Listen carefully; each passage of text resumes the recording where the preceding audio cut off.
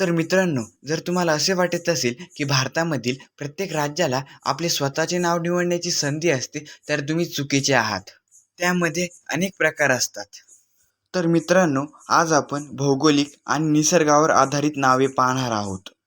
तर पहिल्या क्रमांकावर येते महाराष्ट्र म्हणजे महान राष्ट्र. महा म्हणजे मोठे आणि राष्ट्र म्हणजे देश. 2 नंबरला येते हिमालय प्रदेश म्हणजे बर्फाचे घर. हिम म्हणजे बर्फ आणि आचल म्हणजे पर्वतांचे घर.